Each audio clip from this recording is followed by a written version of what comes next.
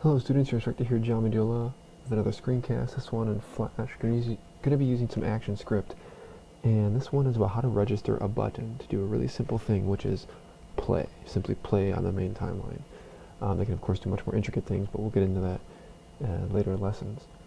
So as you can see here right now, on my main timeline I have a layer called frame 1, which is what we're on right now, which is empty in yellow, showing the background. A layer called frame 2, which is empty in the first frame, and in the second frame has this blue background with a picture of me and my son and the word welcome. And then an actions layer, which is empty. What I want to do is create a button, so when I play it, it takes me to frame 2, because right now if I play it, this is what happens. Right? Strobe lag. Because it's just looping, and there's only 2 frames, so it's going really fast, and it's just showing frame 1, which is yellow, and then going to frame 2, which is the blue with the pictures, and then back and forth. We want to have control. That's what buttons allow you to do in Flash. Let the user have control over their own experience. So what we're going to do is I made a pink button over here. I can show you that real quickly if you want to see it. It's just a little pink and overstate, which is purple. Whatever. Not important. So I'm just going to take this button, which I've called Start Pink Button.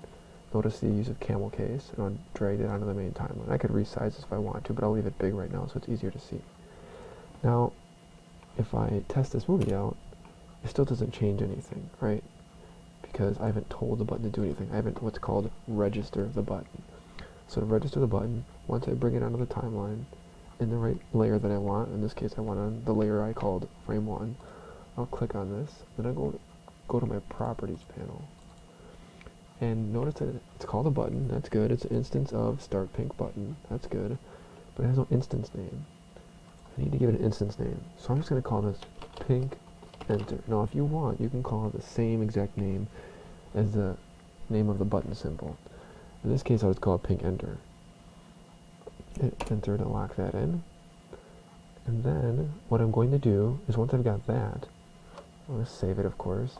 Then I'm going to go click on the actions layer and open up my actions. Again, that's under window actions if you don't see it already. Open that up, and the first thing I want to do before I even register the button is just tell it to stop. Oops. There we go. When it turns blue, that means it understands it correctly. Stop, because I want it to not play right away. Alright, so if I save this and I test it again, it stopped. It doesn't go right away. I can see my button, but my button can't do anything yet, right? I haven't told my button to do anything. So there we go. Let's go back in there, staying on that layer.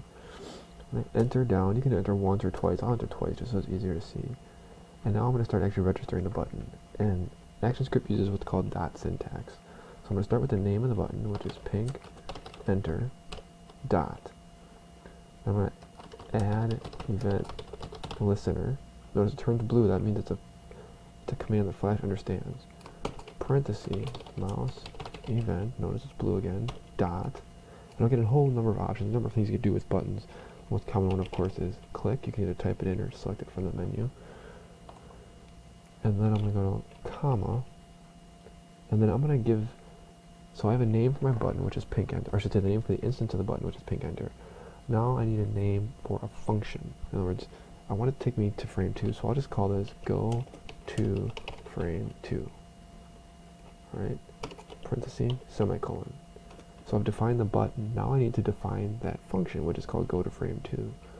So I do function, go to frame 2, parenthesis, e, colon, then mouse event, again, this time I'm going to wrap that in a parenthesis, colon void, space, and now I need a brace, or what some people call a curly bracket, and this is really the meat of it right here. Play. So the stop command makes sure that things don't progress any further. The play command makes sure that things do. It's like hitting the gas in a car. So now that I've got that, I'm going to save that. And now I'm going to test my movie again.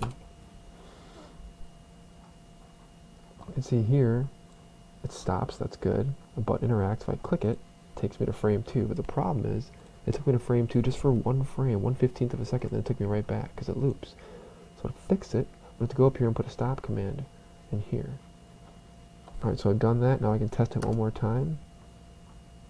And I hit this, play it, and it takes me there and it stops. I have a stop command in that frame. So that's how you can register a button.